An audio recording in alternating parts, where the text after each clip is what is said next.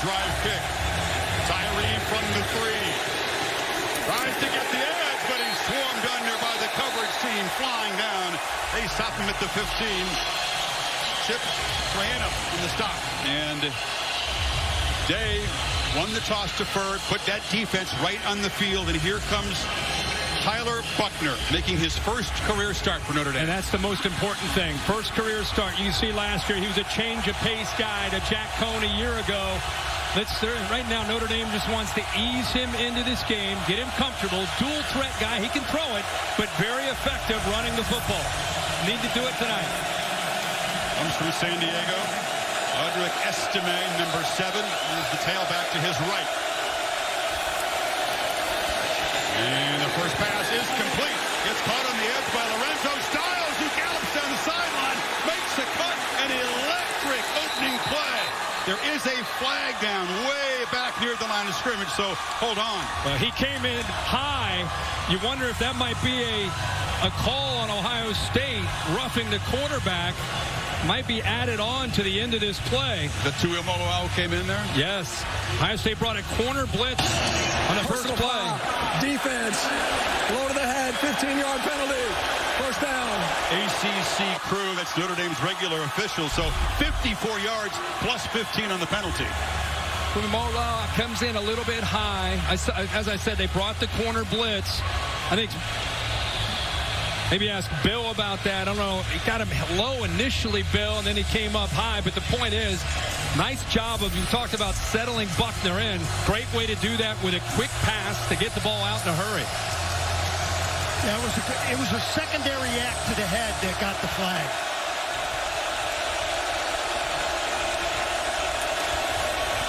Estime, big physical back from Louisiana, falls forward down inside the 15. Remember, this is Ohio State defense we talked about in the open. Changed coordinators, brought in Jim Knowles as a new defensive scheme. Built around stopping the run, being aggressive at the line of scrimmage. Linebackers getting downhill. Safeties, they play with 3 safeties. A big part of the run support. Jim Knowles right there in the middle. Improved every year his defense is Oklahoma State. Inherited a mess and built an elite defense in 4 years. Logan Diggs is now the tailback. 2nd and 7. Diggs swarmed behind the line. Very quick penetration by Michael Hall Jr.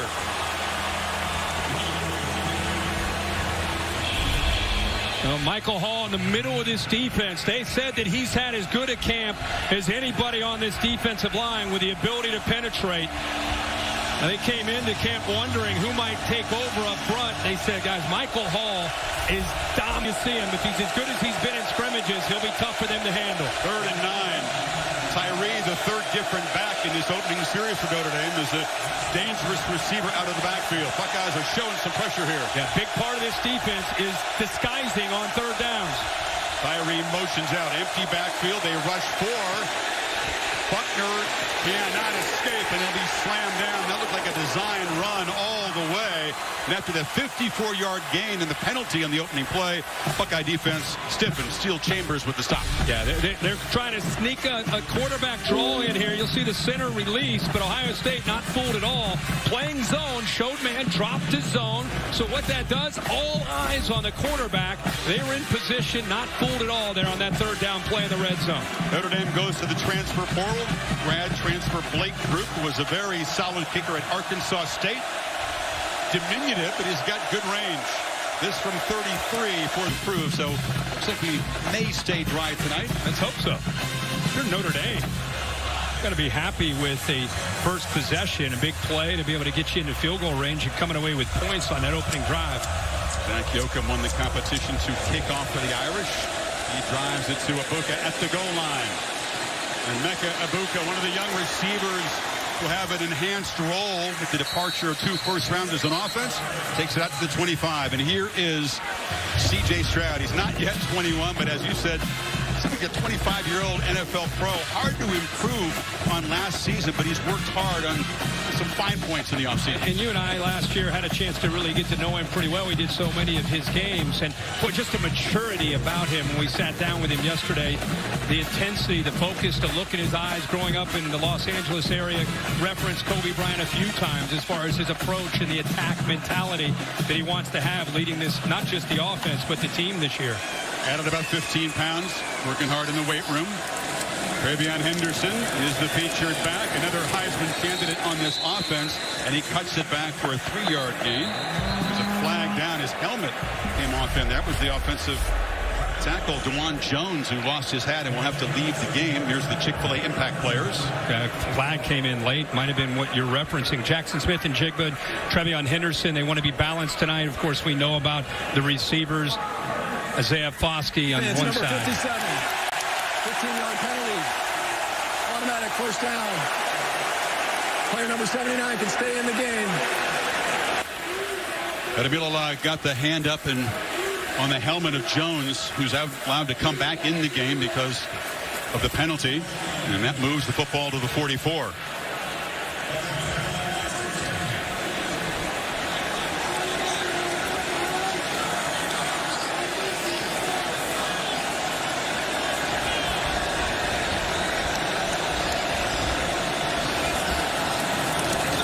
Stroud, pocket collapses, and they've got him. Notre Dame brings some pressure, and that's the man, Howard Cross. Well, Cross gets home right here, but the linebacker pressure occupies the offensive line. Cross is undersized in the middle, but wins inside, and eventually, you see Stroud had to step away from the blitz up front, but Matthew Jones just not quick enough to the outside. And how about Cross? They talked about how quick he can be. Buckeyes playing quick, low throw to Smith and Jigba, incomplete. Yeah, Cross, big, fast, agile, quick, violent hands. That's what you pretty much need to be an elite defensive lineman. Yeah, it works. You don't have to be a big guy if you can use that kind of quickness. You know, we talked so much the last week or so about Jim Knowles. What did not get heard or talked about much was Al Golden coming in as a defensive coordinator. Was with the Bengals last year in their Super Bowl run as a linebacker coach the last couple years, bringing some NFL wrinkles, especially to this defense on third down. 30th year in coaching for Golden. His defense trying to get off the field on 3rd and long. Stroud flushed, complete underneath, but way short of the marker to Ibuka. So that Notre Dame defense with that sack kills the drive. Brandon Joseph, the grad transfer from Northwestern, was there. Yeah, they show blitz and then they back out. You only have 3 Notre Dame pass rushers, which allows they to have 8 back in coverage. Took away all of his primary receivers, forced to kind of just come underneath there, and Notre Dame does a very good job after the personal foul getting off the field. Joseph back to return the punt. He's a guy that had an interception, that circus one-handed grab against Ohio State in the Big Ten championship game a couple of years ago. He talked a little noise this week. He certainly made himself a target for Ohio State fans. Jesse Mirko rolls and boots it, and Joseph lets it go over his head, but that's beautiful execution on the boot. And it's down inside the 5. So Mirko does his job after the Irish defense comes up with a stop. 48-yard punt. Knocked dead right there. Well, tomorrow night, more college football on ABC. All-State Louisiana kickoff game. Florida State, how will they do? Can they have a bounce back here? And Irish fans will keep an eye on Brian Kelly's LSU debut. Labor Day night, Dabo and the number 4 ranked Clemson Tigers against Georgia Tech. Chick-fil-A kickoff game in Atlanta. So Tyler Buckner backed up at the 5 for the Irish second possession.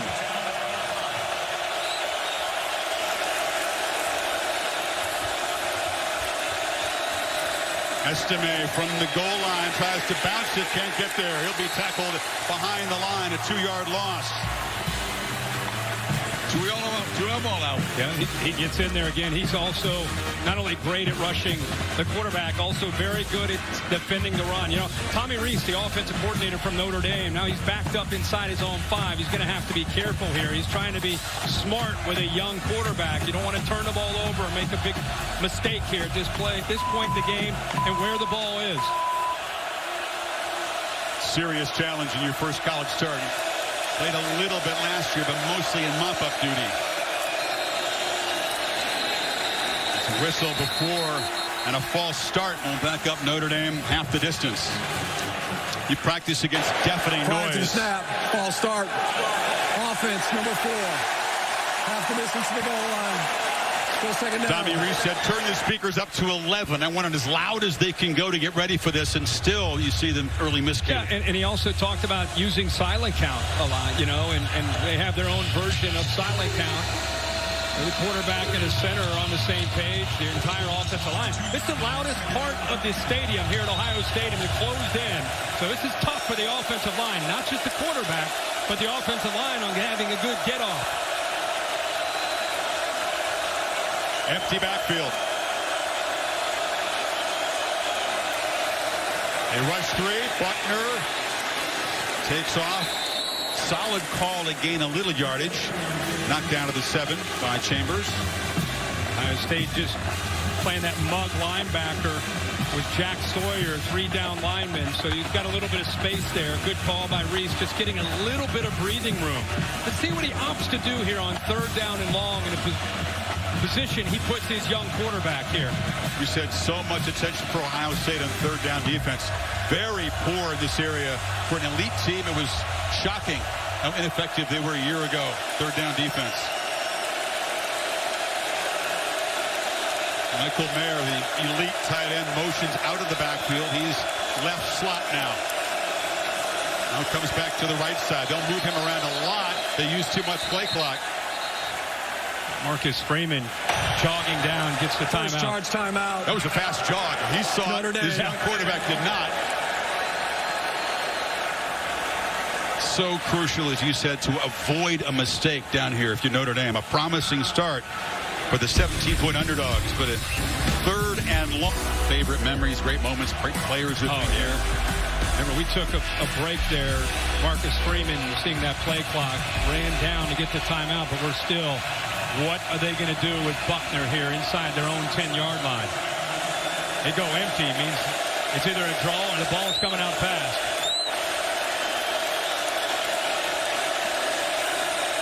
Ohio State showing some pressure up the middle. Let's see if they bring it. Well, they pull back to spy the quarterback. Half pocket collapses, and he checks it down underneath to Michael Mayer, who had a phenomenal year last year. Notre Dame record 71 receptions. That does not gain enough yardage. And here comes the punt team. And really good awareness from Ohio State, anticipating they'd go to the big fella if they threw the ball. Lathan Ransom, the safety, they showed it, they dropped. Now you got to know exactly where he's going. Looks left, knows he's coming back. See how close he is to the first down marker? But 12, Ransom, a safety, put his heels at that first down marker, knowing exactly where he needed to prevent the big tight end from getting. John Sott, grad transfer from Harvard, will do the punting, and look who's back at the 45. Jackson Smith and Jigba. As dangerous with the football as anybody in the sport. It's a short kick from Sott. Jigba won't have a chance to return it, and a Notre Dame bounce will carry the football into Ohio State territory. So great field position for Stroud and company for Ohio State's second possession. Hello for the first time tonight to Kevin McGandhi back with us this year. Hey, Kevin. Good evening, Chris. Here's the RV Studio update. Number 1, Alabama hosting Utah State. And Bryce Young, Heisman winner from a season ago, to the new guy, the Georgia transfer, Jermaine Burke. Right now, 10-0 tied. That game on the SEC Network. Tide's rival in the SEC, Georgia, off to a pretty good start, pounding the Atlanta. Wow, did they ever. Didn't miss a beat. All those great players off to the NFL, and they looked as good as they could today. Smith and Jigba circles back, catches it behind the line, gets the block from Harrison on the edge, and is hammered down hard, loses his helmet as he's knocked out of the 49 by Brandon Joseph, who let him know. Wow. It is a big hit. This secondary can run. Chris, you brought him up a little bit later. He comes into this game with confidence. He talked openly about when he was at Northwestern. Early in his career, they played Ohio State in a Big Ten championship game, and he didn't walk away very impressed, and he let it be known. It's not about when we, or if we win, it's when we win in Columbus. Yeah, they noticed that here. Take it to Henderson. Stroud looks to throw downfield and hollering for a flag, and they get one. Cam Hart was in coverage on Ibuka. Well, these corners are being asked to hold up one-on-one. Looks like his hand grabbed the hold of him. Defense, number 5. 15-yard penalty. First down. Let's keep it up at the top. Looks like he grabbed his arm. You know, the jersey. Gets a hold of the jersey. Pretty easy call for the official. Cam Hart maybe he thought he was preventing a touchdown. Now he came to Notre Dame as a wide receiver. It plays the cornerback position with pretty good instincts and a lot of confidence. You can only do so much. You can't protect your guys and prevent them from being in one-on-one situations, whether it's corners on the outside, nickelbacks in the inside against Jackson Smith and Jigba. You're going to have to hold up. Third Irish penalty already, moves the ball to the 35. Stroud from the pocket, launches downfield again. Caught, touchdown. Oh, incomplete. Harrison had a good chance as he was diving. Got his hands on it, couldn't get the catch. Yeah, but I think the ground knocked the ball loose when he came down, unable to complete the process. You're right, that's where you thought he had it. Looks like the toe touched, but again, the ball comes out. Here's the progressive pylon cam. His toe was dragging, but he's got to hold the ball to the ground. Yep. Once you go down, you got to hold on to it. Progressive pylon cam showing you a really good look. How about they go right back to that matchup? Go right back after Cam Hart. Now they swing it in the flat. Ibuka is knocked down. It's a solid tackle made there in the open field. Really good job by Tariq Bracy, 28. Bo Bauer makes the play. Good job showing sideline to sideline speed, but I thought 28 did a heck of a job of fighting off that block and forcing him back to the inside where he had help. Bauer's a veteran, man. This is his 52nd game, but one start. He's been a role player, now counted on to do more. 3rd and 6. Pressure picked up. Ball out quickly. Gets made on the edge by Ibuka. Galloping down the sidelines. Touchdown. With the short field, the Buckeyes strike quickly to take the lead. One of the young guys being counted on to be a key weapon for Ohio State this season. Well, what you saw pre-snap from C.J. Stroud, there's LeBron James excited. He sees one safety up, the other safety over here, tells him he's got one-on-one. I'm telling you, make a mental note. They're going after 5, Cam Hart to the field. Throws that away from the safety to the outside, away from the corner, and then he believes in his receivers to be able to make plays after the catch, and a nice job by Ibuka to be able to get it into the end zone. His first career touchdown, guy who caught just 9 passes a year ago, but you're going to see number 2 all over the place for Ohio State this season. Another accurate delivery by C.J. Stroud. And Ohio State claims the lead. There is a flag on the field on the PAT, so we'll check that. So they went after 5, 3 plays in a row. 3 times they went after him. The try is good. After the play. Personal foul. Unnecessary roughness. Receiving team, number 7. That 15-yard penalty enforced on this extreme kickoff. Timeout. So Isaiah Foskey is flagged, and penalties have been a problem for Notre Dame in the early going. But the Buckeyes had that quick strike. But since not much in the last 6 plays. Jack Cohn came in from Wisconsin, played very well in his one season at quarterback. Kyron Williams was the running game. Kevin Austin, fortunately, out injured. So these are some new faces and 2 guys in the middle who are back from last year. We've seen Buckner. Brandon Joseph, we'll see a lot of him tonight on defense and as a returner. Tommy Rees talked about using the first couple series to be able to show a lot of different personnel groupings and formations, especially week 1 with a new defensive coordinator, try to get a handle on how they're playing and go from there. Irish with 2 tight ends in the game. Off play action, Buckner dumps it down. Going to try to get the ball as many times as possible to Mayer. But again, they tackle him soon after the catch. That was Hickman. Boy, just tremendous awareness and speed. Watch here. He was going to follow 87 all the way across. Knows that ball could be thrown to him out in the flat, and as soon as the big man makes the catch, how about that play? And it's a lot easier looking on TV than it is to make that in person. Little tactical tempo. It's Mayer making the catch again. Tommy Reese doesn't use it a whole lot. The thought was maybe they'd like to slow things down, keep the ball away from Ohio State. That's up a 3rd and 4. That's an RPO where you can hand that football off, but you have a matchup where Mayer's against an undersized corner, so you think you're going to win that. Just pick up some positive yards. Give yourself a chance here on 3rd down and 4. 0 for 2 on 3rd down in the early going.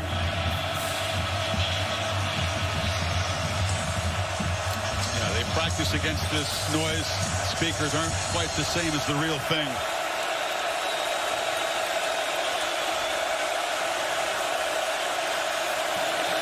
Buckner, he'll be driven back and sacked.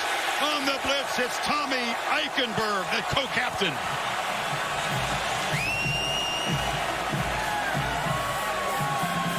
For the Notre Dame offensive line, they shifted their offensive line to the left because they saw the potential of pressure. What ends up happening is they slide left, but eventually 35 is able to get through. When the offensive line slid up, it's exactly what Jim Knowles wanted. Everybody to come down, and then you bring 35 wrapped around that, and you're able to get pressure and zeroes in on Tyler Buckner without him even really being able to adjust or see it. 2 straight 3-and-outs for the Irish offense. Sott drives the punt once again. It's so short that it can't be fielded. It's Ibuka who lets it roll dead, and it's a good Notre Dame roll down to the 28-yard line. Well, we covered Ohio State's game against Utah in the Rose Bowl.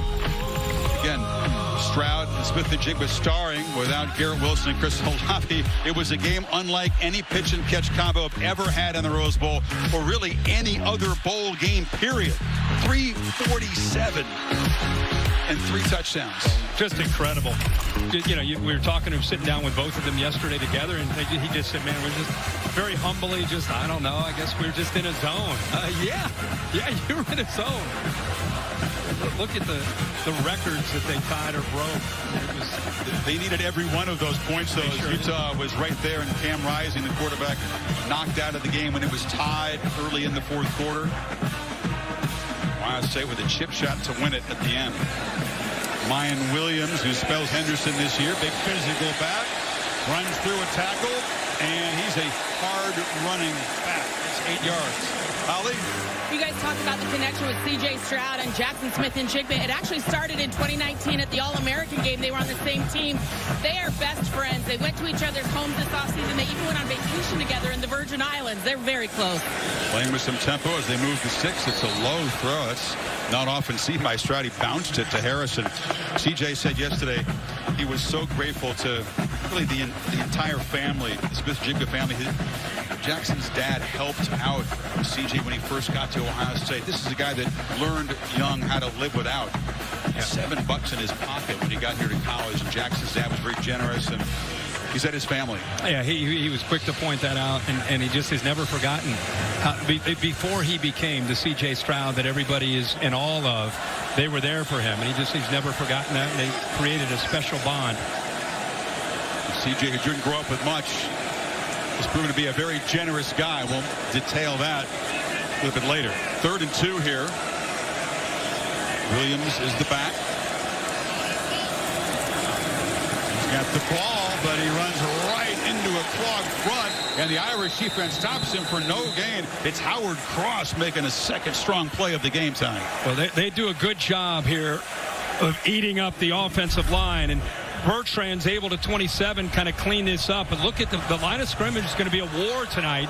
And on this one, on 3rd and short, Notre Dame wins it and pushes Ohio State back, keeps them short. I think Ohio State might fake that and get it out to the perimeter, but they try to. It's a big emphasis for them is being more physical at the line of scrimmage. But again, the Irish win that battle on 3rd and short.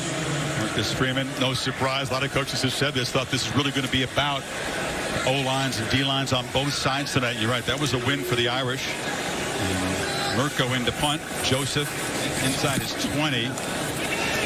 Will retreat, make a fair catch. He had some space. but elects to make the fair catch at about the 13-yard line. So the Irish hanging in here, scored first, 54 yards in their first play. Ohio State, Stroud answering. Yeah, and Notre Dame, a big thing they wanted to do is try to win the field position. And right now, Ohio State special teams is doing a very good job of trying to pin them in this first quarter. It seems like every time they get the ball, they're inside their own 20-yard line, starting with the opening kickoff. And it's allowing Jim Knowles and this new defense to be pretty aggressive, especially on third down. That's where his creativity can take over. He's known as a very gifted, instinctive defensive play caller.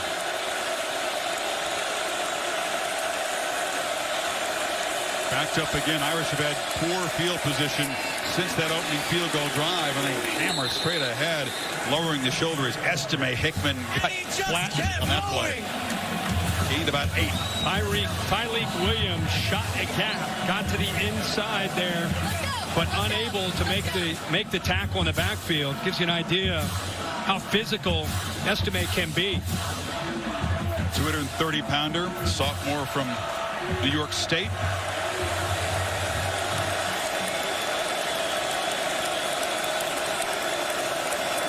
Estime again shows good patience.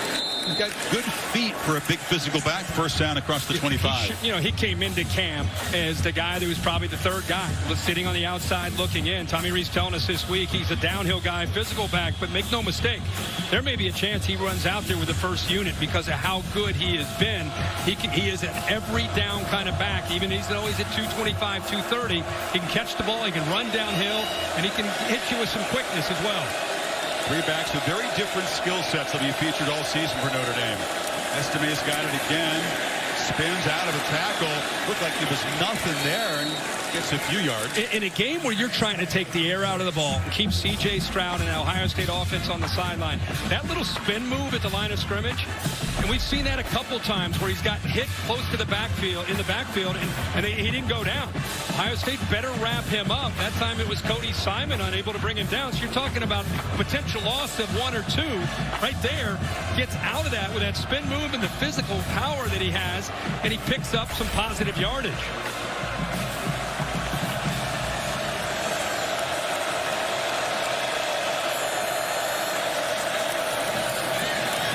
Flip it in the flat. That's Tyree. He and Logan Diggs were both in the game. Tyree, very natural, instinctive receiver. Played some slot in high school, so it's natural for him. Absolutely, and how thin they are at receiver with some of the injuries. That's a play that he's going to have to make. They will line him out there quite a bit. Quick moving. A 5-for-5 start, Kirk.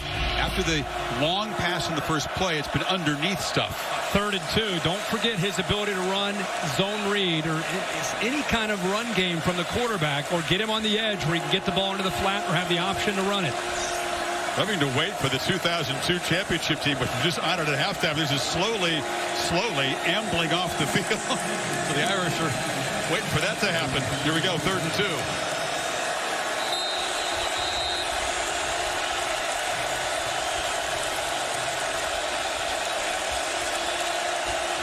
Tyree is the back, and the Irish trying to get lined up here. Mayer is in the slot to the left. Ransom across from him. Buckner looking in that direction, launches downfield, jump ball. Is it intercepted on the carom? Or caught? Salerno went up, it was juggled. Denzel Burke was there. He's a 5th-year walk-on. The ball is underthrown. Ball looked like it was tipped by Burke, but how about the walk-on, who they say, my goodness, this quarterback Buckner trusts 29 as much as any receiver on this roster. Never gives up on it and hauls it in. He hasn't played much, but he will be ready. That was his scouting report. 29-yard game. What a play. Buckner across the middle has a man wide open. Kevin Bowman, the tight end, hauls it in. The Irish are threatening. Watch this, the fake to the sweep. Watch what it does to the backers, and it opens it up right down the middle. A nice crease here. Fake out to the outside. Linebackers clear out. Big opening and an easy throw for Buckner. Nice call there by Tommy Rees. So you've never started a game, Kirk. You get one of the hardest possible starting assignments in college football in your debut when you start out 7 for 7. Freeman said his quarterback had the right look in the eye. Poised, not awed by this occasion. On first down, Tyree makes a cut, knocked down at the 7. Tommy Rees deserves a lot of credit, and that entire offensive staff with the plan they put together in this environment. They knew exactly what they needed to do. They came in with confidence. They needed to control the line of scrimmage, mix in run with early down play action, not put him in a position to be in those 3rd and 8s and 3rd and 9s against the Ohio State defense on the road. Throw on their terms, not Ohio State's. The first red zone trip where the Irish offense was killed by a sack. They fare better this time. 2nd and 5. It's Diggs in the game, tailback.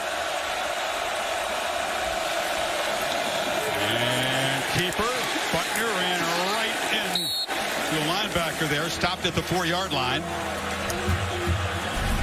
Watch Simon this time. Remember how he got fooled a little bit when they hit that seam route? This time, he doesn't go with that jet motion. He stays with it, eyes in the backfield, knowing the threat of the quarterback potentially pulling it and coming out the other end. He's in position, makes a heck of a play there. Didn't get a first down inside the 3. Well, at 3rd and 2.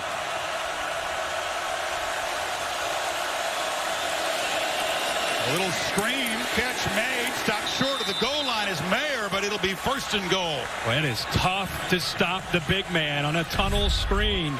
You give him momentum and a chance to come downhill. Burke the corner. You see a big hit there by the linebacker, Eichenberg, who tried to dislodge the ball. But on 3rd and short there, I don't know if he makes that catch. It's just hard to prevent him from getting to where he's trying to go for the first down. 4th catch already for Mayer. That is job 1 when you face this Notre Dame offense. Account for number 87. 3 tight ends down in the game for Freeman's offense. 1st and goal. Ohio State, Ryan Day, they're running down this time to get the timeout. 3 tight ends, old school I formation for the Irish there. He's in the end zone right there. So a fired up Freeman, and the Irish, they've marched it 86 yards on the doorstep for this very tough road assignment. Long march, couple of big completions, a 31-yarder to Salerno on the juggling catch. Then he hits Bauman for 22. It's the 10th play of this drive. Yeah. One piece of business, though. Punch it in, I formation again. Hand it off to the up man. That's the fullback, Estime, who dives for the end zone. Some efficient passing and a power running game to cap off an 87-yard drive, and the Irish reclaim the lead. Josh Long and Blake Fisher on that right side did a good push, and I love how they moved the tailback Estime up close at fullback. Brought Tyree in to play that tailback spot, give him the ball quick, give him a chance to elevate and get over top of that Ohio State defense. Significant 10-play, 87-yard drive to put the Irish ahead. There was concern in Ohio State faithful about this defense. Would they see instant improvement with the hiring of Jim Knowles? But the Irish and Tommy Rees have had some good calls tonight. Caught him off balance. Well, he's done a heck of a job here with a young quarterback. Talking to Tommy this week and talking to Marcus Freeman, it was more about, hey, let's weather the emotional storm early in this game. And then once our feet get under us, let's do it. Let's be who we are. You can see he knows how big of a drive that was. You know why it's big? Confidence, belief. We're at week 1. You're on the road in a tough environment with a young quarterback. There are a lot of unknowns. You've been in scrimmages. You think that this is the right guy. You think this offensive line can do it. You think these receivers can do it. And all of a sudden you get on the lights, the big stage, national TV, and now you just learned on an 87-yard drive, they just gained a lot of confidence in this game. And let's remember that 31-yard juggling catch by Salerno. I think he bobbled it about 3 times, came down with a catch. That was the biggest play so far tonight. I can't tell you how many times Tommy Rees tried to warn us about, every time we talk about the receivers, he kept saying, don't forget about 29. I'm telling you guys, a guy can make plays. Next walk-on, graduate student now. Let's go to Holly, who's got an important report for the Buckeyes. Well, guys, early in this first quarter, Jackson Smith-Njigba got tackled on the sideline, and as he was going down, his left leg really got rolled up. He has been out ever since, over here trying to get right. They've had him on the bike. They've had him running some quick sprints, and he still does not look comfortable. He's kind of talking about the back of his left knee and his left hamstring. They keep having long conversations with the athletic training staff, but right now this does not look promising for him to feel comfortable enough to return to this game. I'll keep you updated, but you can see how awkward that is when he comes down with both of those legs. Yeah, Holly, you can really see that left leg really stretched there on that play. He's been targeted twice, made one catch for just 4 yards. So we'll keep an eye on that bicycle on the sidelines. And there's a movement penalty on Ohio State. All of a sudden, you lose your number one target. Prior to the snap. False start. Offense, number 79. 5-yard penalty. First down. You know, your defense gives up a long drive. You're down now. And, you know, this is what it's all about, facing adversity. But you lose Jackson Smith-Njigba, at least for now. We'll see how long he might be out. And all of a sudden, Jaden Ballard steps in, number 9, who they feel very good about his potential. But I don't know if they expected him to be out there playing in the first half. So it's 1st and 15. 2-by-2 look for Ohio State. Henderson in the backfield. Stover comes in motion. They run it back to the right. Henderson bounces it, and it's a solid gain back to the 29-yard line. Go behind the big man, DeJuan Jones, at right tackle, does a good job of turning his body and trying to seal off any kind of penetration from the Notre Dame defense. They go back to the tempo. Another carry on the pitch. Henderson scoots to the edge. A couple of running plays. Set up a 3rd and 3.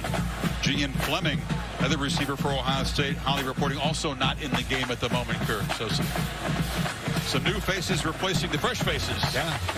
And these young receivers, when we saw them in a Rose Bowl, Marvin Harrison and Emeka Egbuka all of a sudden become go-to guys and become more experienced just based on what they did in that Rose Bowl, based on who else is around them right now. Buckeyes need 3 on this 3rd down. 1 for 3 so far tonight.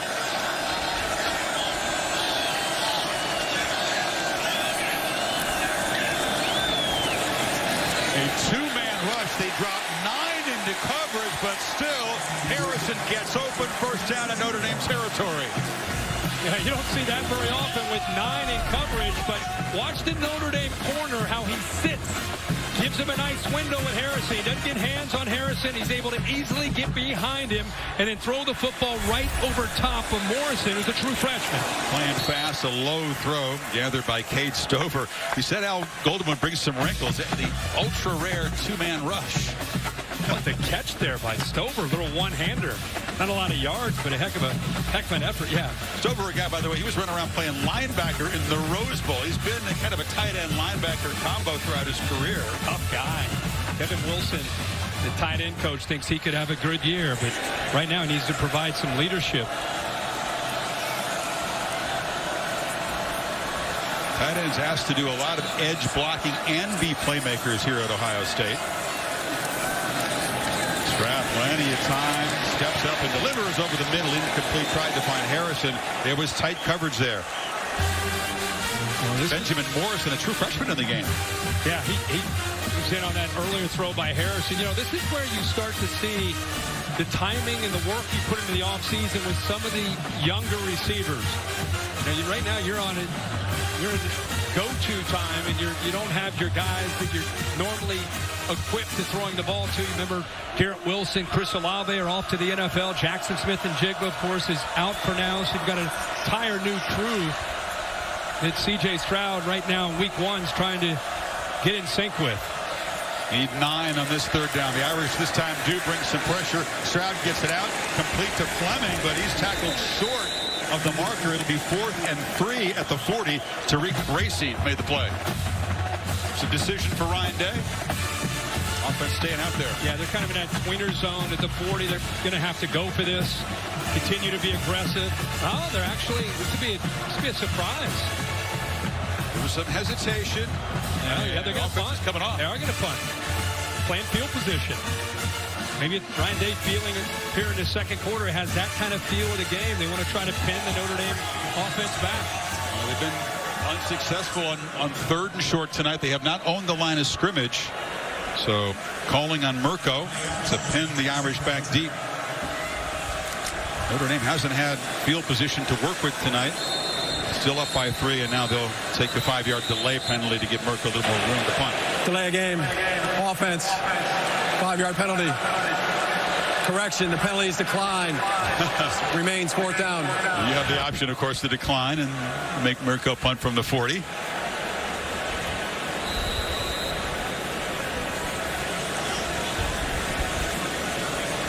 Quiet stadium. Just the way Notre Dame likes it at the moment. Yep.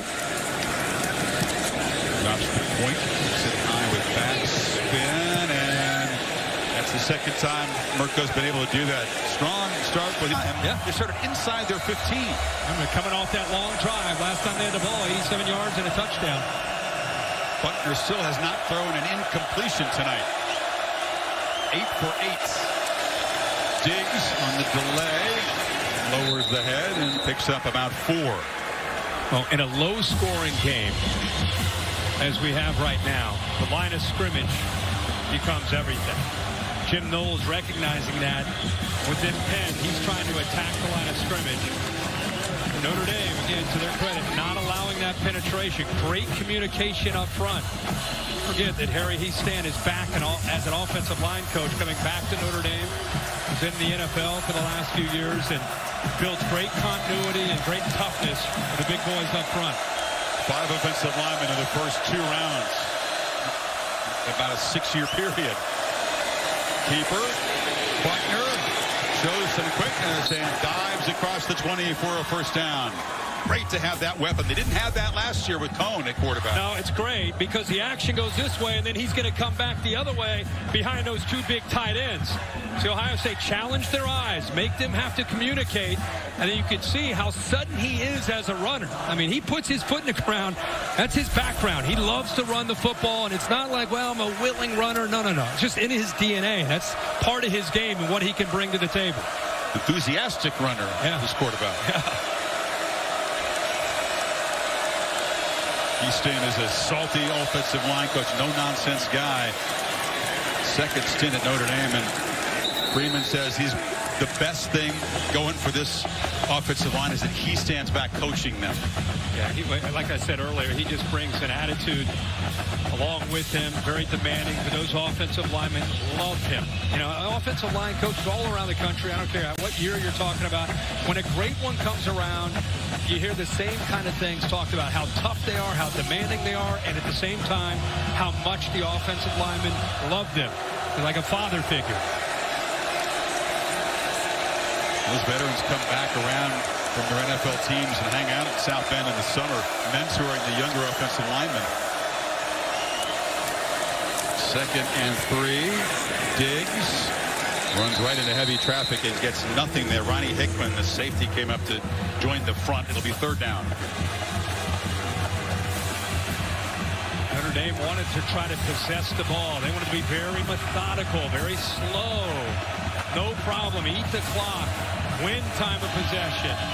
Almost double right now the time of possession over Ohio State. This thing right now for Marcus Freeman, and it's very early, but right now, if he closed his eyes and envisioned how he would hope the first half could go, this is kind of what he was picturing. Stay on schedule, 3rd and short, eat clock, move the ball.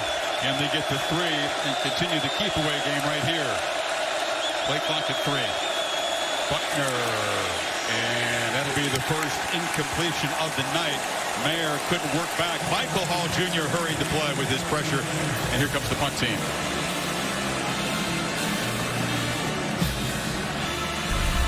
Really nice job here. See that mug linebacker? They move Hall out to the outside. And a little miscommunication on the left side of that offensive line. He was able to get by. Didn't get the sack, but he hurried Buckner that time on a throw. Smith-Njigba's absence not just hurting the offense, but he is replaced his punt returner by Ibuka, who's still a talented guy. I'm going to review this play to see if perhaps there was targeting. The previous play is under further review for potential targeting. It was the booth buzzing down. Of course, nothing was called on the field. This ACC crew will make the decision here in the stadium. There's no command center in play here. Bill LeMonnier joining us. Bill, what's your take on this? The defender did lower his helmet, but I don't see this as forcible contact. I'm really hoping they don't go with a targeting call on this. This is not the intent of the rule. Yeah, that did not look like he had lowered it and charged forward. He wasn't taking aim with the crown of the helmet on that. I can see him taking a look at it. Yeah, and I think for the fans at home, they keep being trained by all of us, and especially you, about when you see the helmet go down, is that right away they think, and that's probably why they buzz down, right? But the difference is the intent. Exactly. He did not aim at him for that. He was almost falling into the tackle. That's a good description. He was kind of work his way around some bodies there, lost his balance, fell forward. This becomes, an enormous impact review as you take a look at the wording of the rule here. It's been a tweak to the targeting rule this season. It doesn't involve what you're seeing on the screen. It says any forcible hit by the crown of the helmet. You would not define that as a forcible hit. I don't have it as forcible, no. If they do rule it as targeting, of course, it's a first down. Notre Dame keeps the football, and Michael Hall Jr. is a key component of that defensive front, will be ruled out. Another look. He just trips over a leg and kind of falls forward here. Yeah, that's a good point. That right leg definitely got caught.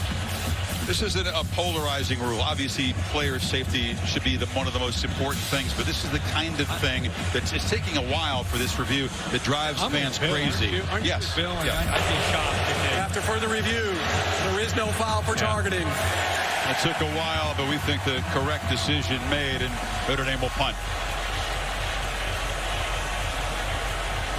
So he was looking for Mayer, but finally Buckner throws it incompletion in his first career start. They were able to gain a little field position before sending John Sott out there. Ibuka standing at his 41.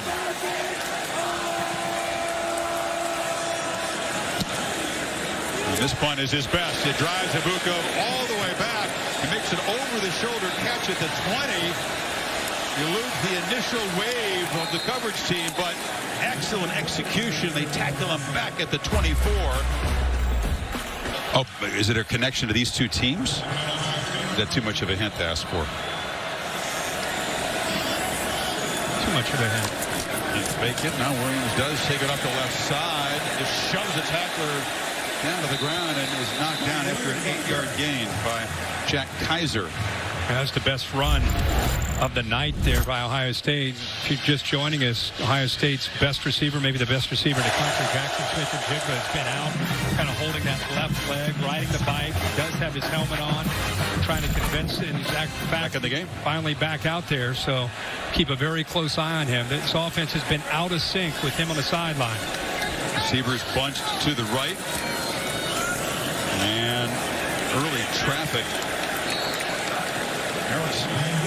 Foul got in there and knocked Williams down. It'll be third down. They're just enough to move the sticks. They're going to move it to the 34-yard line. Ohio State has talked a lot in the offseason about emphasizing the line of scrimmage and running the football, not being one-dimensional, not just relying on C.J. Stroud and his group of wide receivers, trying to be able to push people around because that can set things up, obviously, and what they want to do in their vertical passing game. Play action. Stroud checks it down. There's Smith-Njigba not able to escape. Tackle made in the open field there by Bracey. Short gain. Bracey tracked Jackson Smith-Njigba the entire way across the field. Lined up right across from him right here. He keeps a very close eye on him. Sees him going. Follows him. Tracks him. Ball is thrown late out into the flat. Does a nice job of being right where he needs to be. See if there's any sign of that left leg injury being a factor. Smith-Njigba, one of the most elusive guys in the country. Quick release. Stover's got it. Wrestled down at the 40 after a short game by J.D. Bertrand, the leader of that defense. You know, last year, remember when the Kansas City Chiefs played, and a lot of people talked about Mahomes needing to be more patient. People were sitting back with too high safeties and forcing him to throw underneath. Notre Dame doing a lot of that in this first half against Stroud. Trying to keep both of these safeties back deep, not letting anything get downfield and forcing Ohio State to have to run the ball and throw short and intermediate passes. Be patient. Pre-snap chess game here. Buckeyes took a look at the defense, made the adjustment. Stroud looks underneath, and it's Ibuka who knifes for a first down into Notre Dame territory. Accurate dart by Stroud. And brought that middle linebacker. It's picked up nicely by Mayan Williams and gets that ball out in a hurry. And again, Ohio State, I think the reason you're seeing more tempo, they want to try to get this Notre Dame defense on its heels. Ibuka's been the main target tonight. 5 catches. This is Stover. Second catch of the drive. Just bounces off a tackler there and falls forward. Xavier Watts with a pretty big hit, but unable to wrap him. Boy, he's limping off again. Smith and Chigba trying to give it a go, but clearly limping. Yeah, he made that catch, didn't have much explosiveness, and then it looked like he was sort of out there as a decoy, but now they'll pull him off the field. He caught that one ball, but unable to do anything after. Mayan Williams also off on the sideline. Physical game. Bring back to Speedy Henderson at tailback on 2nd and 3. He's got it. Bounces it to the left. Creates some space, and that's his best run of the night. The feature back for Ohio State. Makes an impact. First down to the 25. Well, that's using his vision. His play's designed to go right. Gets bottled up. Doesn't give up on the play. Now he's dangerous. 32 with space is very dangerous. Nice job of bouncing, using his eyes, using that vision. And that's the difference, in my opinion, with Henderson this year. The patience and being able to make those cuts and get holes designed to the right. He still finds it back to the left. They want him to be patient, but he is one of the ultimate home run hitters in the sport. 19 rushing touchdowns for Ohio State. Broke the freshman record held by Maurice Claret last year. Stroud on the move. Pressure. Delivers to the end zone, and it's incomplete. Stroud wanted a flag. Clarence Lewis was defending on Ibuka, trying to come back to the football. And we've been talking about that too high safety look. This time they go with one safety in the middle, leaving their corner isolated one-on-one. Ohio State goes right at him. One-on-one matchup, and out and up move. He got separation. The ball just thrown a bit late. You can see he has to come back to the ball. Because C.J. Stroud, as he tried to work to get to the outside and get outside the contain, it took him another step or two to have to do that, and that caused the ball to be thrown late. Good work by Lewis, who was really picked on in the Fiesta Bowl loss to Oklahoma State. Tay Martin and company worked over this Irish secondary. They held up pretty well tonight. There's a run, a patient drive called here by Ryan Day. It's been pass heavy until this possession. Trying again. Talked about they're going to force you to be patient, force you to run the ball. It's what Ohio State's built their entire offseason on, is having that versatility. They knew coming in, not just tonight, but this year, it'd be crazy not to sit back and make Ohio State have to run and throw underneath, be more patient than giving up those big plays. Whistle before this 3rd and 6 play. In charge timeout. Ohio State. He spends one of his 2 timeouts. 45 seconds before it's between 7 and 2. But as a young receiver, you got to recognize zone and man and settle down in that soft spot. So Noah Ruggles, who won the Rose Bowl with a chip shot, missed only 1 of his 21 field goal attempts last year, is still, no, he missed it. It came right near the top of the upright. It's no good. And after a 10-play drive, the Buckeyes come up empty, and Notre Dame will take the lead to the locker room. Just shocked to see Ruggles miss an easy field goal. Yeah, and if you go back to that 3rd down, watch the receivers as the ball snapped. They're still kind of talking to each other. Ball snapped. They're late off the ball, so that affects the timing also between C.J. Stroud and Ibuka. So just from word go on that critical 3rd down, you could see what happened there, man. And also he wants them to settle down in the zone, but Just a miscommunication on that big third down play. Irish figured who's taking a knee here. But how about this Notre Dame defense? You know, Freeman and Golden both said, we can't match Ohio State for personnel, for talent on offense. But we have 5 graduate students, guys with Notre Dame degrees. They played for 3 different defensive coordinators. They're very smart and experienced. So we can be complex on defense and limit our mistakes. And what a first half, holding an offense that many think might score 50 per game this season to 7 in the first half. Al Golden told us when we had our time with him, he's a defensive coordinator, he said, you know, these last few years I've been in the NFL, and he said, you know, this is a smart defense. This is a very, very smart defense that has an ability to surprise me. How much they can absorb, how much they can pick up. So, yes, on one hand, I've adopted the verbiage of Marcus Freeman's defense, but I brought in some stuff, and I've been blown away because we don't have the time that we have in the NFL. I've been blown away with the intelligence as a group of how quickly they've picked up what I'm trying to coach them with. Part of a Bengals staff obviously went to the Super Bowl. Sure. Zach Taylor's hanging around today. Yeah, he saw. But think about that. Right. You come from the NFL. Do I have to dumb it down? Yeah, right. No, opposite. Well, right, but more often than not, because of the lack of time with him, you do. But here with Notre Dame, and by the way, this first half, I know they have the lead here, but they have been about as fundamentally sound as you could hope for if you're a Notre Dame fan on that side of the ball.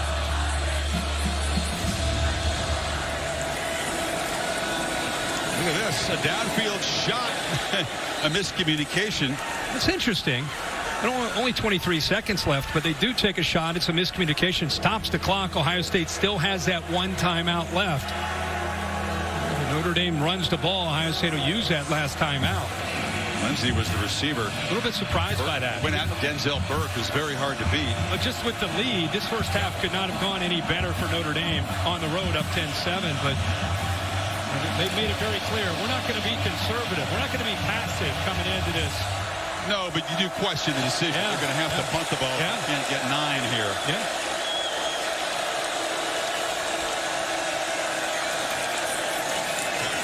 Hand it off underneath, and Tyree is knocked down, and they will spend that last timeout with 18 seconds and make Notre Dame punt the football. Latham Ransom on the stop. May not be a factor, but slight rolling of the dice. Well, he there. just said, I saw reading his lips, I saw the word stupid come out of his mouth. So I think he's frustrated about that. You know, he would be very happy to head to the showers up 10-7 without having to make this punt. Last year, Kirk, Ohio State in the first half of games, averaged 27. They're used to jumping out quickly, scoring, getting you to go 3 and out, scoring again right away. That avalanche of points is frankly what folks expected of this offense this season.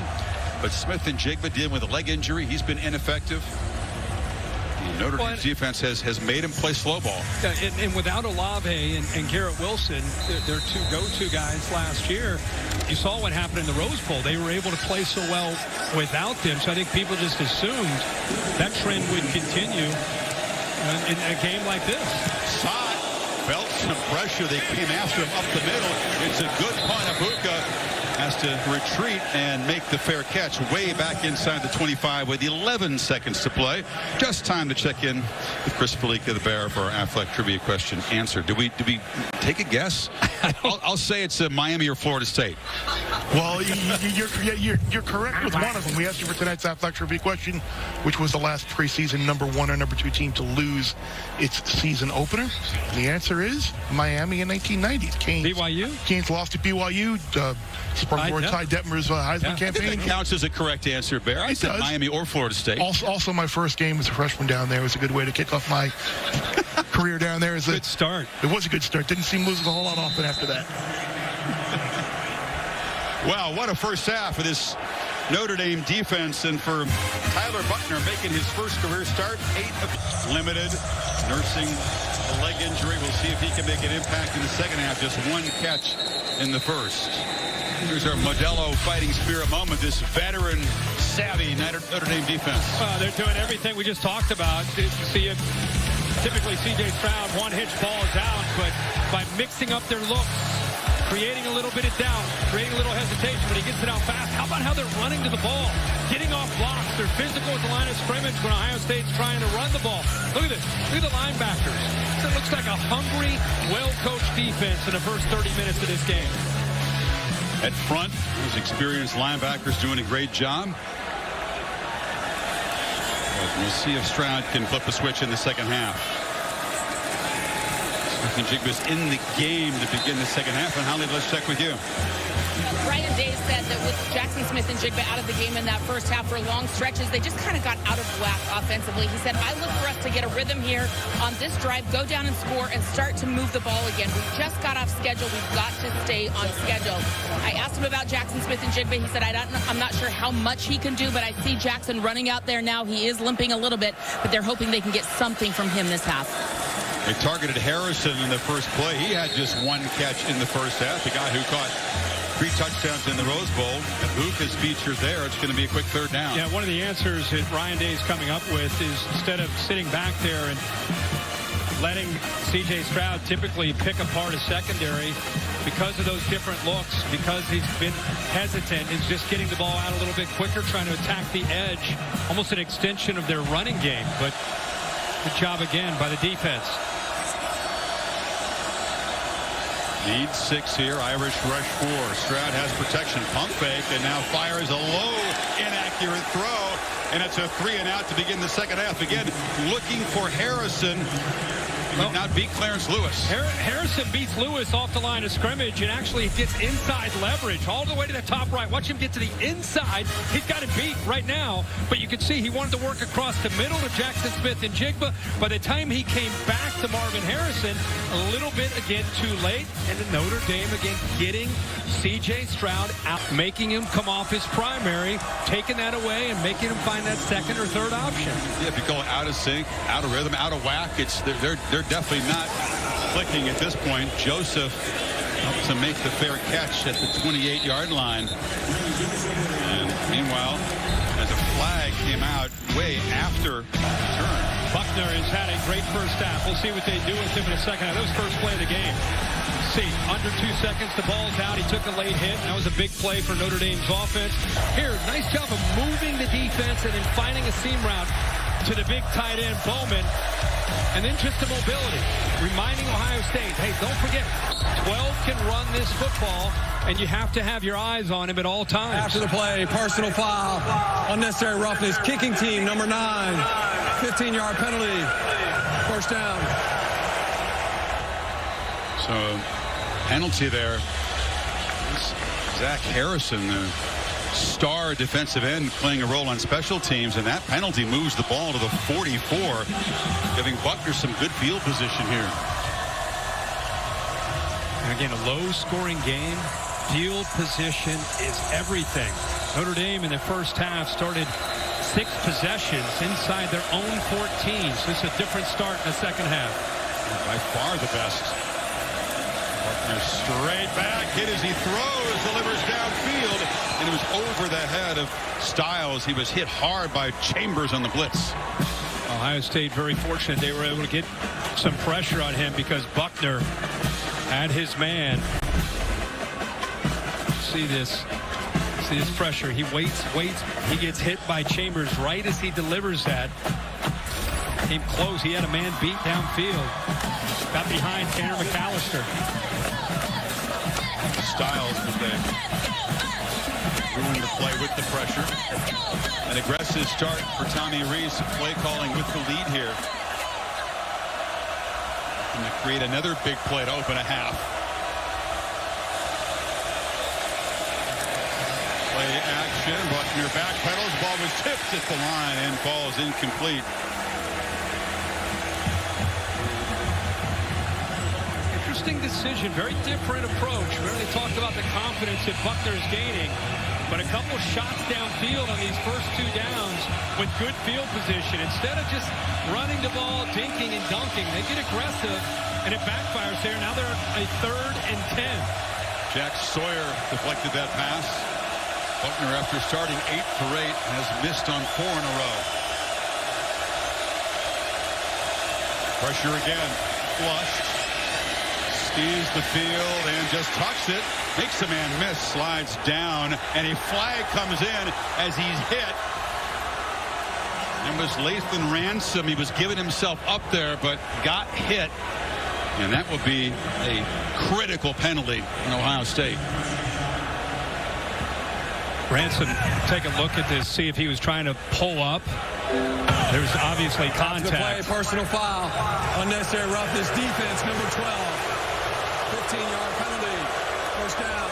They cannot believe it, Kirk. I think we've seen an increased emphasis on protecting quarterbacks in college the way it's done in the NFL. Yeah, they do a good job of taking away all of his options. Blitz up the middle, forcing him out. It's actually picked up. Look at the coverage. Nobody open downfield. He's just going to eat it, try to get as many yards as he can. And he looks like as he's going down, Bill, I'd love to hear your take on this. You go into that feet first slide, if you haven't committed, which he hadn't, it's going to be a foul for a late hit because the ball is dead the second you break down. Second unnecessary roughness on the Buckeyes moves the ball to the 35.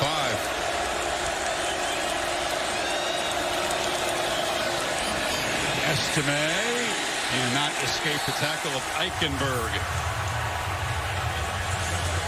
It's a tough play in space by a linebacker. Bill, educate everybody here on committed with Ransom. Does he look like he's committed? He had the opportunity to avoid that hit. Did he? He was not. I don't have him committed to it, to the hit. Okay. It's right on the edge. Yep. Tyree motions back in on 2nd and 11. Plenty of time on the play clock.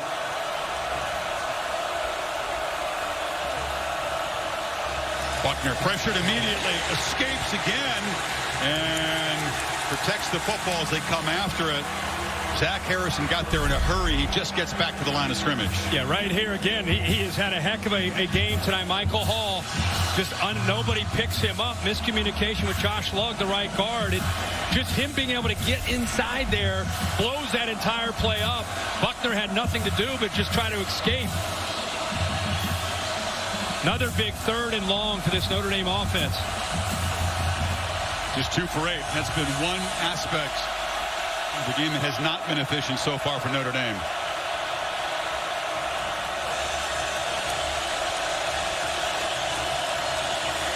Five-man rush. Buckner delivers in a heavy traffic. It's incomplete on the carom. Tried to force the ball in there to Braden Lindsey, and it's 4th down. Boy, he's doing it.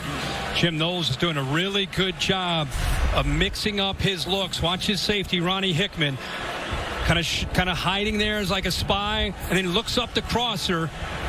And Buckner never really felt him. I think he thought he was maybe coming up, not going to be in that position, and just his body being there affected the vision there of his receiver.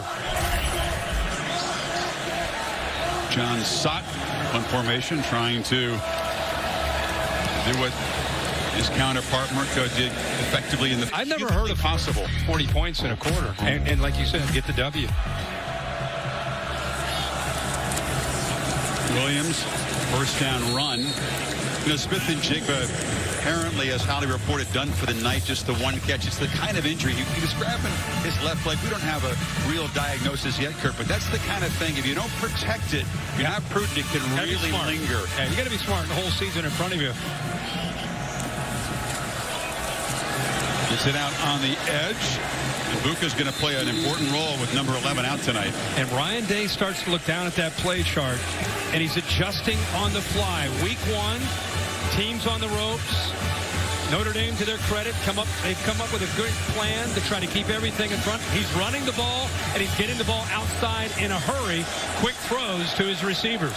3rd downs have been a struggle, not even 3rd and short, even automatic, but they do muscle it straight ahead and move to 6 that time. See if he goes back with a new set of downs, goes back to trying to run the ball. He's really forced to do that with the Notre Dame scheme and how they're trying to not let the ball get behind them in a vertical passing game. Stroud, and he was seen to throw it high and off the hands of Stover. Tight window. window, backed into the boundary, trying to get the ball over top of the corner, Cam Hart, who has pretty good size, almost a 6'3" corner. Number 5, the ball would have to be perfectly thrown to get it into Cade Stover. Veteran linebacker Bo Bauer, we saw him down to the field. Looks like it may be a cramp. He was riding a cart to the locker room. He posted there.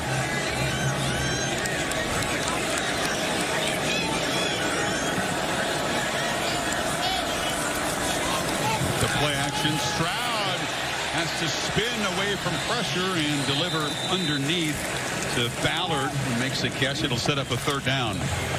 It's another good job of C.J. Stroud looking out to the outside of this offense. Watch the feet. Little fake, gets to the right. Everything's taken away. See those safeties, how deep they are downfield? There's just nothing there for C.J. Stroud. And the whole point here for Notre Dame is we want him to take that 2nd and 3rd hitch, create hesitation and doubt. It's exactly what they've been able to do consistently tonight. On 3rd and 6. Pressure again. Stroud pulls it, sprints, and delivers. Caught, but short of the 1st down. Ibuka got it, but he was wrestled out of bounds. Bracy is right there to make the play. Tariq Bracy. Even on this play, Chris, even though they came close, brought some pressure from the outside. Good job by Mills, Riley Mills, forcing him to step underneath. That tight coverage makes the catch, but comes up short. You're counting on Ibuka making a guy miss there. Could not escape. And drop of the head from Ryan Day. I think he had expected his offense to come out firing, make some tweaks. Instead, they have to punt. Again, Marco on the run. And fair catch made at the 11. Ohio State does at least succeed in backing up Notre Dame yet again. College football the next couple nights. All-State Louisiana kickoff game. LSU in their backyard, but they won a championship a few years ago against Florida State. And then on Labor Day night, ACC collision between Clemson, ranked number 4, and Georgia Tech in Atlanta. And Notre Dame's defense is not going to change their scheme, sitting those safeties back and forcing things underneath until Ohio State can prove that they can either be consistent and drive the ball by running and throwing underneath, or somebody can make a big play after a short throw. 50-yard punt, backing up Buckner again. Got to be very careful down here. And cautious call. Estime lowers the head and falls forward for a few before Ty Hamilton. Which seems like Davon made the stop. Seems like this offense has been almost seems like every possession starting inside their 15-yard line. With a lot of these drives, forcing them to be smart and calculated with their play calling, at least on the initial start to the drive. It's been a while since Buckner's had a completion. 0 for his last 5. As Reese dial up a pass on 2nd and 9.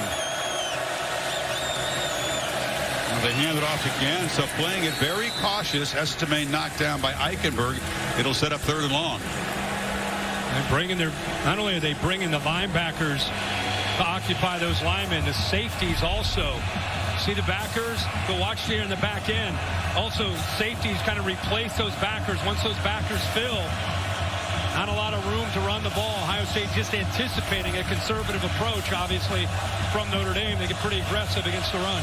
Tommy Reese, not conservative by nature, you'd agree, right? He's an aggressive guy, but playing complementary football tonight with poor field position and an inexperienced quarterback. Now they'll try to throw for it on 3rd and 6. Buckner backpedals and delivers a throw, and the catch is made by Mayer. He's still running. Cross, the football has to fall on it. Took a very lucky bounce for the big fella, but they move the sticks and avoid the turnover. And a great job of recognizing. Of course, you want to get it to Mayer, but Ohio State, instead of having a bigger body, they end up having a corner. Cam Brown is on him, who's very capable in coverage, but I don't know if he can handle the physicality. A little push off at the top of the route, and Mayer is a big man for a corner to try to match up with. Uncanny instincts. He reads the defender's feet, their body, knows how to get open, box out. Lost the handle there in the open field. Again, very fortunate to have it bounce back to him. Here's a keeper on the edge. Buckner took a peek downfield. Eichenberg forced him out. I just want to go back to how he got open on third down when Ohio State had a pretty good idea. They're going to try to throw him the ball. They put a good corner on him, but you can see the size. And he does a nice job of, for a young quarterback, putting it up in the air where Mayer can go up at 6'5" and make that play over the undersized corner. He's not used to having all that room after he's rumbling, fumbling, stumbling, right? Yeah, very lucky. Looking at the top tight end along with Brock Bowers in college football this year. Behind the 6 on second down here, Estime has been the workload tonight.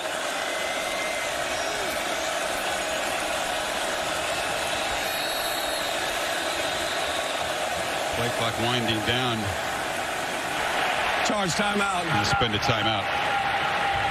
Notre Dame, they're first. So this is a quick moving third quarter.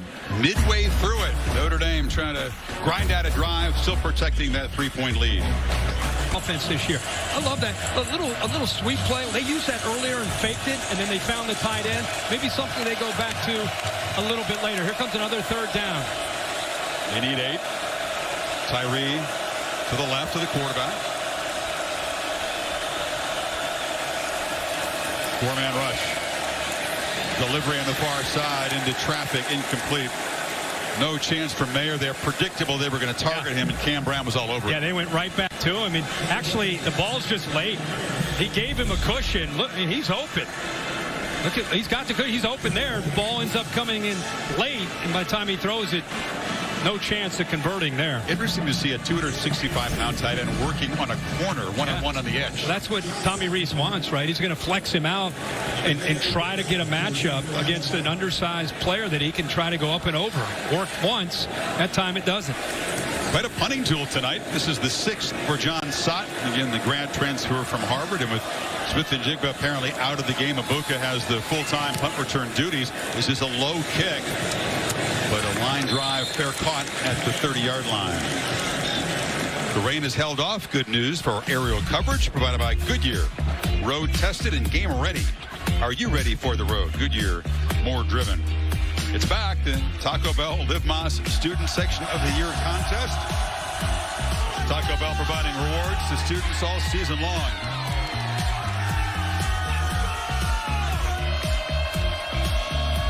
Now, one loss to Oregon in that streak. You know, you take the non-conference games against top 15 teams here. Ohio State's actually lost 4 of the last 5, including that loss to Oregon. Wow. Surprising. Yeah, it really is. Taking care of business for the most part at home in the conference, but the quality non-conference teams have come in here and had success. Play action. Stroud escapes the rush of Foskey and delivers downfield, and it is a completion. Ibuka came back and made the catch right in front of the bench of the Irish. It's a first out of the 46. They bring their backers. They bring the pressure right here, but it's Foskey who almost is able to get that pressure against DeJuan Jones. This is C.J. Stroud showing the athletic ability, and instead of giving up on it, last possible second, he ends up making that throw. False start. Offense, number 79. 5-yard penalty. First down. Jones. Big fella's dropped a whole bunch of weight. Still clocks about 350. Yeah, and look how Stroud waits to that last possible second. Nice job there by Ibuka working back to the football and then getting a foot down to get that first down. But then they negate that in the very next play with a 5-yard penalty. Ibuka came in with monster expectations, had a tremendous high school career in Washington State, and he has stepped up big tonight. 9 catches for 90 yards and has the only Ohio State touchdown. And Stroud play action, and it's a long throw, and the catch made at the 48 by Marvin Harrison Jr., who's had a quiet night, just his second catch. But the question right now for Ohio State in an offense that's struggling is which receiver for Brian Hartline is going to start to potentially make plays, win some one-on-one matchups, and maybe get yards after the catch, because somebody's going to need to do it if Ohio State wins. Henderson takes the toss, gets the first down. Buckeyes beginning to use some tempo here. This is what Day had wanted to do against that Irish defense. Yeah, anything to do you can to try to slow down a defense. And again, you become the aggressor when you can go and mix in some tempo. He likes to just change his tempos up. Go a little slow, pretend you're going to go fast, look over. Do anything he can to disrupt their own timing. Notre Dame's done such a good job of messing with Ohio State. He's trying to turn the tables a bit. Henderson still looking for that opportunity for the home run. He's been held well in check tonight by this Irish defense. Ryan Day sees something with that motion. He's got a single safety in the middle of the field. He stopped it. Got a call in to Ryan Day, or into C.J. Stroud. Well, it's a handoff to Henderson. Barrels to the left. That's a solid gain down inside the 35. The freshman Morrison stopped him, but the Buckeyes beginning to get things going here.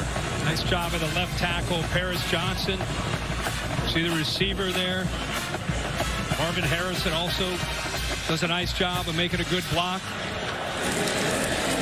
Right back to Henderson, who makes a cut and runs square into the defense here. Howard Cross, helped out by Leofau.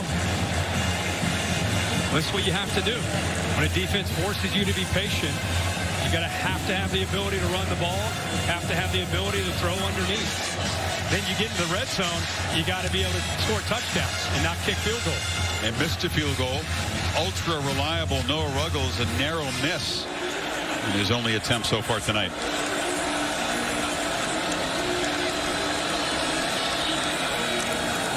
Stroud wafting downfield on the sideline, incomplete. Harrison's a big guy, but that was over his head.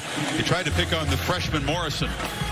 I mean, you're leaving a true freshman on an island against Marvin Harrison. Look at Benjamin Morris, one-on-one. The ball never gives Harrison, who has a superior catch radius with his long arms, never really had a chance there. They said that Morrison would see some action. There's a couple of young DBs in this Notre Dame team that have impressed. Jaden Mickey, Ben Harrison, nice baptism to college football. Showing confidence without safety help. CJ delivers underneath. It's Stover who makes the catch, holds the football as they try to rip it out of his hands. Ballard. They had him lined up next to Stover.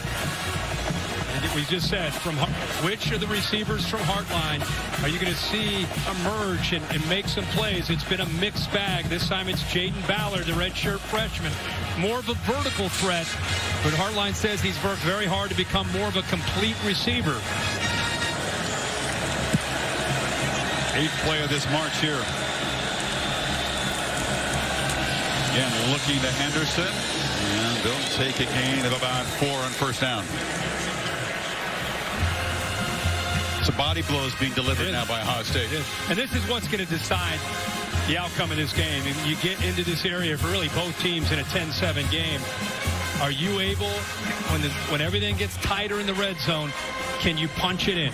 Whether it's running the ball or throwing the tight windows, can you get a touchdown in the red zone?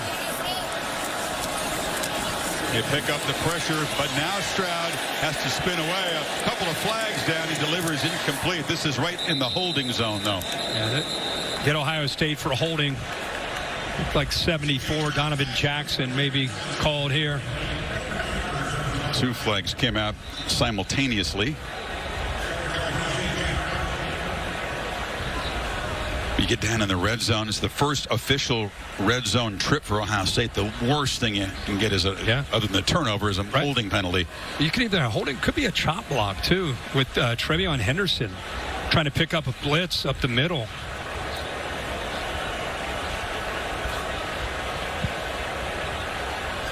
Henderson walking off. There are 2 fouls on the play, both on the offense. Holding, offense, that penalty's declined. Personal foul, shot block, offense. That penalty be assessed, 15-yard penalty. Second down. Well, that's worse than a holding penalty, 15 yards. It's 74 was the hold. He's the left guard right there. But watch Trevion Henderson get involved. Anytime you engage and then go underneath, they're going to get you for a chop block. They have great field position down inside the 20. Now they find themselves back out at the 34-yard line. Henderson seems to be okay and left the game, has his helmet off. It looked a little dazed there after he picked up that blitz. So Williams in the game, 2nd and 21. Stroud has time. They're going to give him that cushion, but Xavier Johnson, graduate from Cincinnati. This guy plays a little running back, a little cornerback, a little receiver in his career. And an impressive career as far as you kind of labeled a journeyman. You moved around like you said, and you just don't give up. You don't go away. The time in your 4th or 5th year, coaches want to utilize you. They can trust you. Tariq Bracy is down. That's why the clock has stopped. 37 seconds in the 3rd quarter. This is such a crucial part of this game. Think about the red zone trips, deciding at those crucial 3rd down plays. We don't see many games at the elite level of college football, Kirk, that are like this. Low scoring, premium on every possession, and especially what we're going to see here in the next couple plays. Yeah, I think Notre Dame's plan, not just on this drive, but all night, is keep everything in front, be okay with a 4-yard gain or a 6-yard gain, and then see what will happen if Ohio State's fortunate enough to be consistent, get into the red zone, see if they can make it play. I keep referring back to Patrick Mahomes and the Chiefs and what they faced last year. I think Ohio State's going to see a lot of this year. Starting tonight, nobody wants to play him a man-to-man. Everybody's going to say, we'll put 2 safeties back, make you be patient, make you run the ball, and throw intermediate passes. Now, the chop block penalty messes things up from the rhythm that they had in the play calling. No Smith-Njigba. Who does he count on in this crucial red zone? They need 11 on this 3rd down. Well, you got to find a matchup. You got to try to be able to find somebody. Marvin Harrison, who he has all the way to the top of your screen. The book is down to the left, Kirk, far left. He's been the main target tonight. Henderson is back in the game. Big moment here. They bring late pressure. It's picked up. Stroud high down the middle. Touchdown. It is Xavier Johnson. The Swiss Army knife on this football team has a big moment, and the Buckeyes take the lead.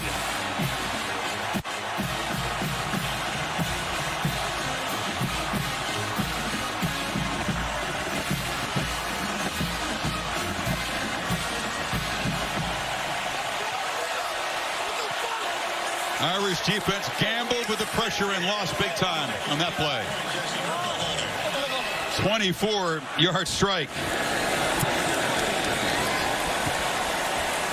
Ruggles makes it a 4-point lead. 17 left in the 3rd quarter. We just talked about and been bragging about how they've been keeping their safeties back. This time you look at the safeties, and Chris, you're all over it.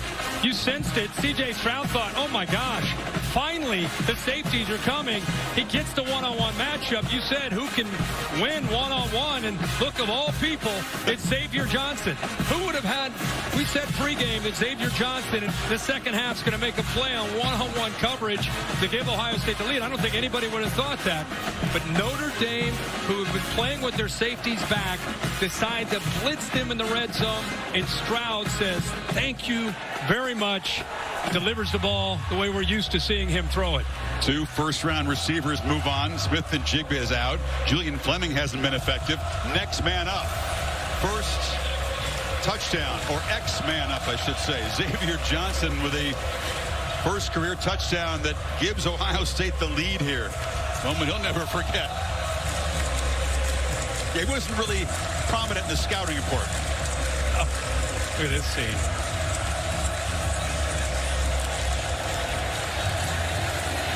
Tyree from the 1.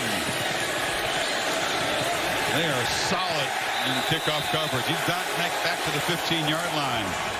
Check back with Kevin Nagandi. Chris, what a week 1 so far still going on the ESPN family of networks right now on ESPN. Florida driving down 4 inside the 5-yard line against Utah. Over on ESPN2, the U.S. Open action continues. SEC Network, Bama dominant. Bryce Young, 6 total touchdowns. And over on ESPNU, weather delay. Mississippi State up 7-0 at the moment. They're back on the field. That's a good thing. Back to you and Kirk. I love the fact that Johnson made the touchdown catch. Then goes down on special teams. I was going to say. Tackle. Yeah. I mean, that's why he's one of the favorites on this team. And that ignited this crowd, seeing that effort from a receiver scoring a touchdown and coming right back and covering the kickoff and keeping them inside the 15. And the crowd, which had been pretty subdued for a while, comes to life. First points of the second half there.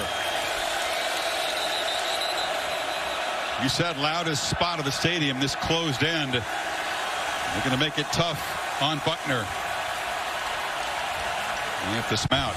So he scores a touchdown, and then he gets a chance to cover a kickoff. That's what he's known for, as a special teams demon. Comes right off of the block and says, I'm not tired. Let's go. You should have seen the bench when he came off the field after look at him. They saw number 10 get down there. They love it. That's what great teams have to do, right? It's not always there.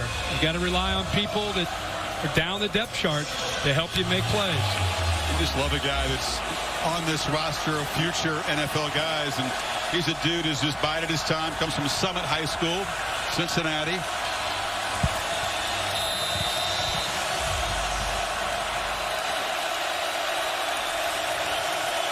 Off the timeout. Buckner looks to throw. And the downfield shot. And the catch made at the 45. Beautiful throw to Braden Lindsey, who makes his first impact play tonight. Little switch release.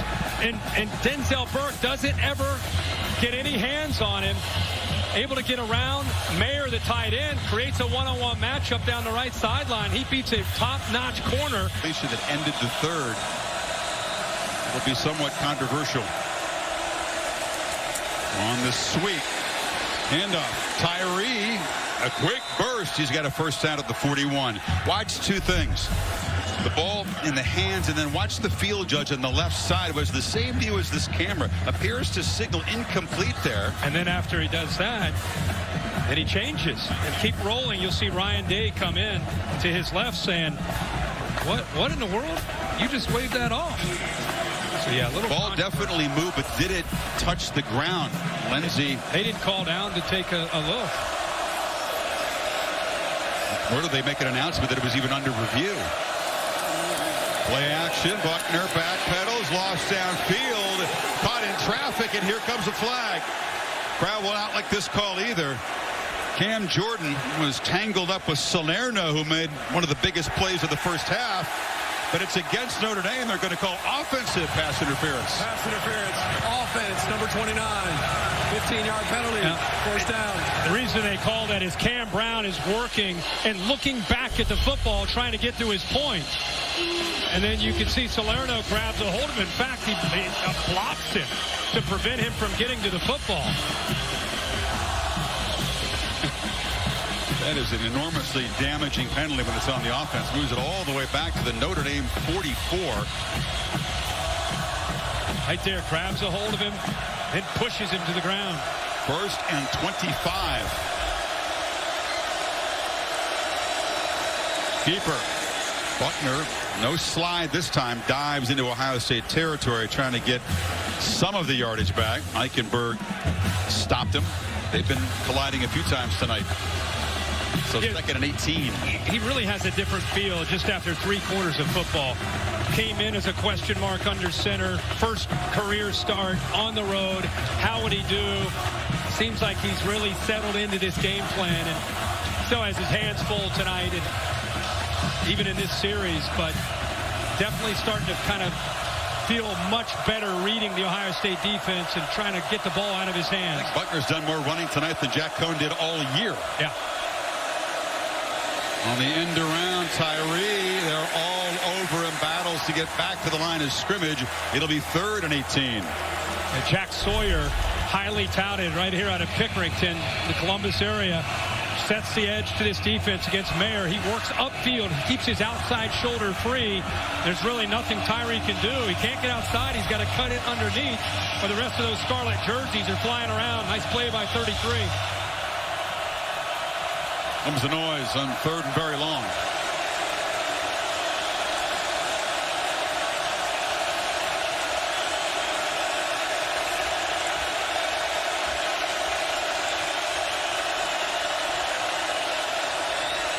Buckner Picks his way, but they are not going to ignore the quarterback in that situation. Michael Hall Jr., another big play. The offensive PI ruins the drive. And Tommy Rees deciding to go with a safe route with a quarterback draw, trying to get the Ohio State defense to react to the motion. Hall gets off of his block. The rest of the defense right there, not fooled again by the draw. Eichenberg right there, the leader of that defense. So the 5th straight Notre Dame possession to end in a punt.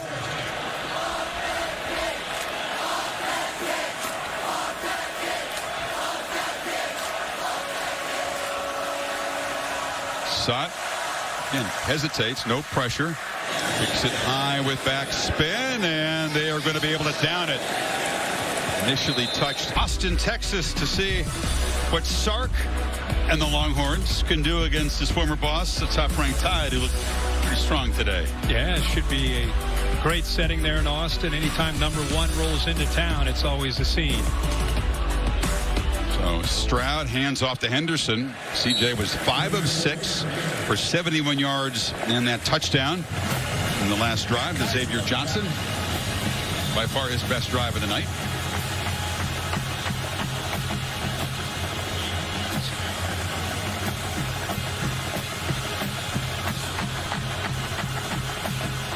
We're keeping an eye on the TVs as we do. Looks like the Gators come up with an interception. They're going to hold off Utah and win in the swamp.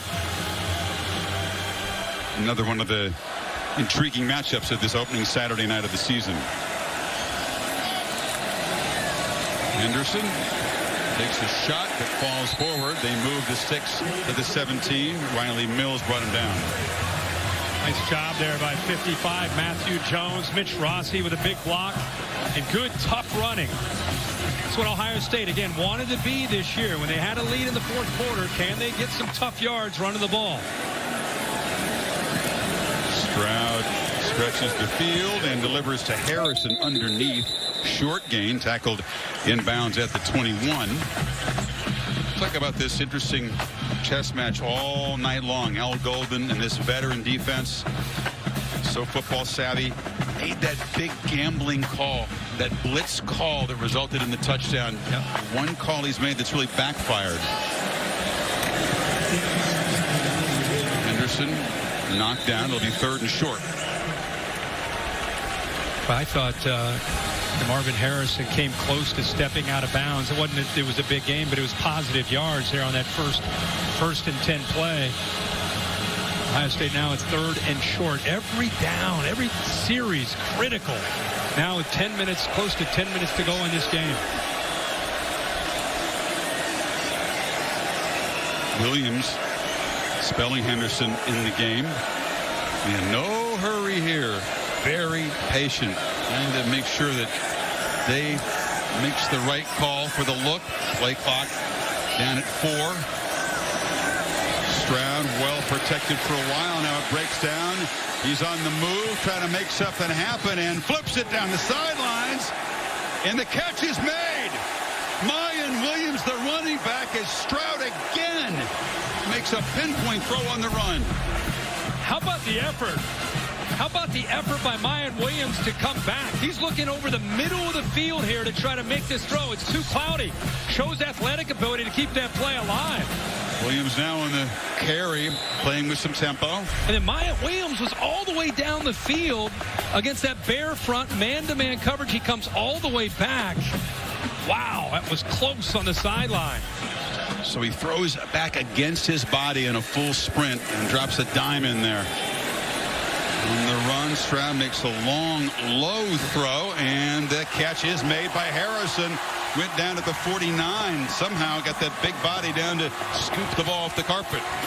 And another first down. Ohio State going very fast right now. Gets his hands underneath that football.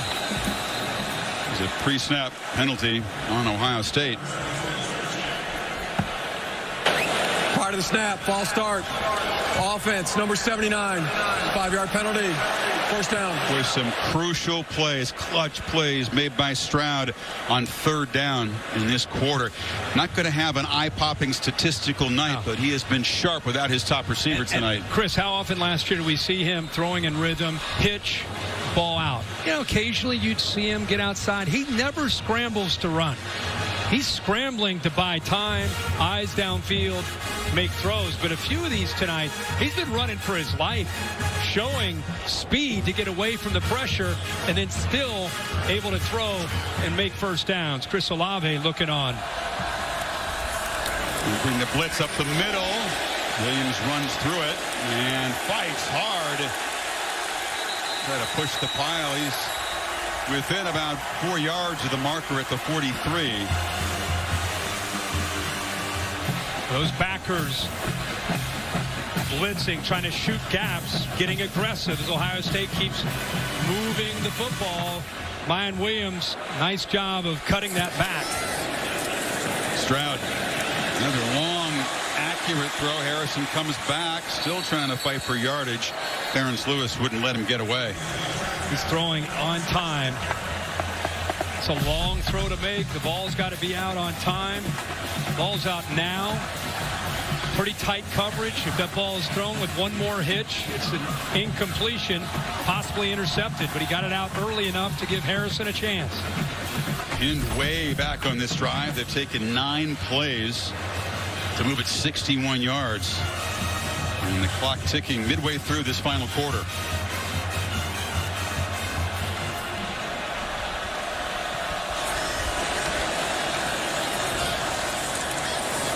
Williams. Not much there. Actually, more than I thought. He kind of got the edge before Bracey forced him out. They'll take that gain on first down. Yeah, and it was a slow developing play, and the only reason he got positive yards is the receivers blocking downfield. 10, who's made a big play tonight, Xavier Johnson. See him right there. Abuka 2 at the top of your screen. They sustained blocks, at least gave him a chance to get to the corner and pick up some positive yards. Exactly what Ryan Day would have hoped for on this drive, especially if they can come away with points. But they have chewed clock and moved into scoring position. Williams again has a hole, breaks a tackle, and barrels down inside the 15. Mayan Williams has been grinding away patiently and pounding away at this defense. Ran over Henderson there. Watch Whippler climb up to the second level. He's not covered up. Gives him a chance to get up to the backer. And then tough, hard running there again by Mayan Williams. What a different kind of back you're trying to tackle from Trevion Henderson to Mayan Williams. His body slam to safety. A low center of gravity like a bowling ball compared to the more explosive Trevion Henderson. The bowling ball is rolling, and this Ohio State team continues to patiently work on this clock. Down in the red zone now. Feed him again. Off the left side. Williams knocked down at the 3. And the body blow is really beginning to take a toll on this Irish defense. First and goal. Watch the right side pulling around. Good patience, and I'll tell you, when he has a chance to build up his momentum and run downhill, he's a handful. Beat him again. This time they knock him down the line. What did Ryan Day tell his team? Really all off season, but especially this week. They say you're talented. They don't say you're tough. You're physical. Making a statement on this drive. Well, if you go by last year, the Oregon game, and especially the Michigan and Utah game, people around the country are starting to, if you're going to find a chink in the armor, the first thing they talk about is, wow, I don't know how tough they are. They've got quarterbacks and receivers, but can they get tough at the line of scrimmage? They hear that. They've dedicated this offseason to a drive like this in the fourth quarter.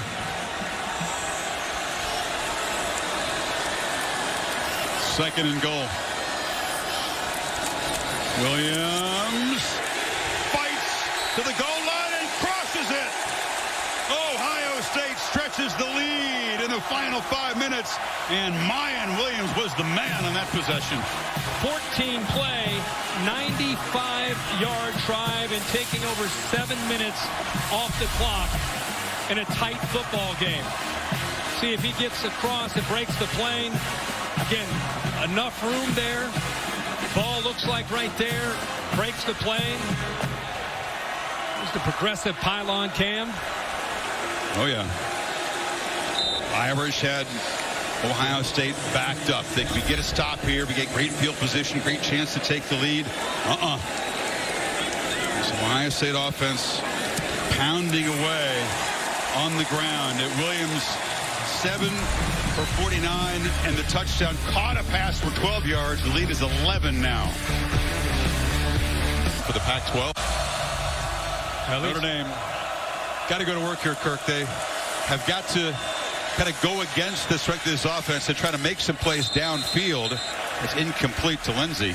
We've talked so much about the Notre Dame defense keeping him in this game. How about the job that Jim Knowles' defense has done? Notre Dame has punted on 5 straight possessions. And not only that, they've had 3 possessions in the second half, all punts. Knowles' group pitched a shutout so far in the second half. Buckner tried to get it to Mayer. Tight coverage, broke it up. It'll be 3rd down. Steel Chambers made the play. And let's face it, with Ohio State kind of stuck in 2nd, 3rd gear offensively, they've needed to get the ball back. They've needed Jim Knowles, this big defense everybody wanted to see, and they've stepped up to this point. They sure have. Give up a 54-yard play on the first play from scrimmage. He thought, more of the same. They have tightened up since allowing that 1 touchdown.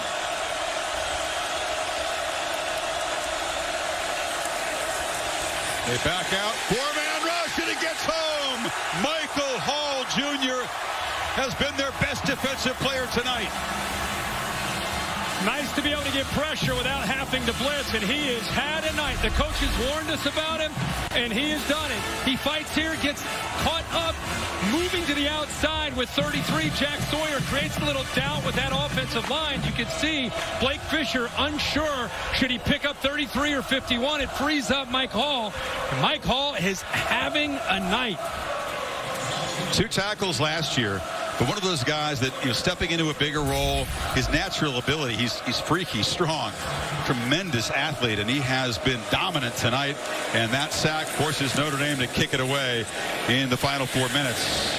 It's a long boot, tremendous boot, way over Ibuka's head, still rolling. So Stroud and company take the field with an 11-point cushion.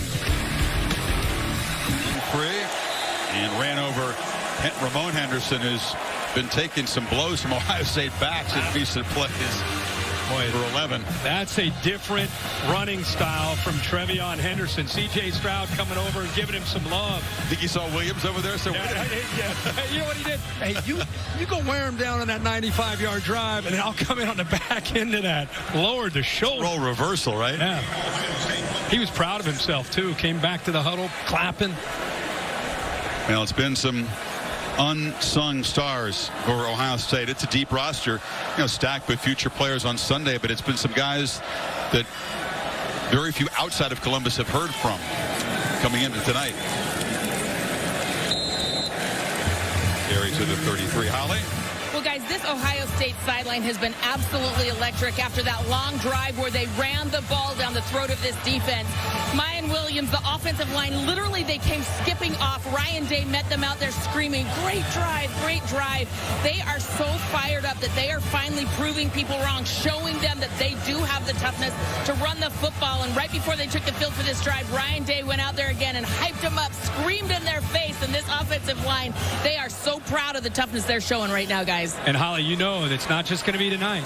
Other teams are going to use this blueprint, so it's going to be something they've prepared the entire season, knowing they have to have that versatility. And don't you think, given the narrative, Kirk, and the messaging from Ryan Day, this kind of a win for a lot of the guys in this team is way more satisfying than just all the offensive fireworks and winning a shootout, which they did a few times last year. Yeah, you get pushed. I mean, this is a good Notre Dame team, as we've seen. I look forward to watching them the rest of the year. They came into this game on the road with an attitude of, hey, we're not going to just be conservative and look for a moral victory. We're coming in here to win it. They were very well prepared. So Ohio State took their best shot, had to change their game plan on the fly, and went back to the old-fashioned way of winning with defense and running the football. They just need a few inches here on 3rd down, and Stroud's going to keep it. This is a really satisfying win for a lot of reasons. You got the legends of the past. All these former Ohio State greats in football were here. LeBron James, their most famous fan, was here. And Justin Fields, Chris Olave. I mean, there were so many alums back. And maybe more importantly, what they hope will be the next wave of Buckeyes. You got 10 uncommitted 5-star recruits. Do you know how crazy that is in the landscape of recruiting? Oh, yeah. Most programs would love to have one 5-star. You've got 10 of them, a whole bunch of 4-stars, and all their committed players are here. It's a huge recruiting showcase game. And they get to showcase a great environment in this stadium. And this is maybe Ohio State in 22. We hope Smith-Njigba can come back and be healthy and make an impact. That's for sure. Just say this about Ryan Day and Ohio State. There's a lot of pressure on this team to win every game by 20 points or more. This is a game week 1 against a very talented, determined opponent. This is where you survive. You're proud of how you had to adjust, learn how to win a different way, and move to the next week. You don't dwell on what could have been, what should have been, why did they do this, why did they do that. It's a great win against a good team. You move on to the next game. Irish and Marcus Freeman will drop to 0-2 as a head coach. It'll get easier. Marshall, Cal, North Carolina next. This could be a dangerous team and a tough team to beat for anybody they play that's on their schedule.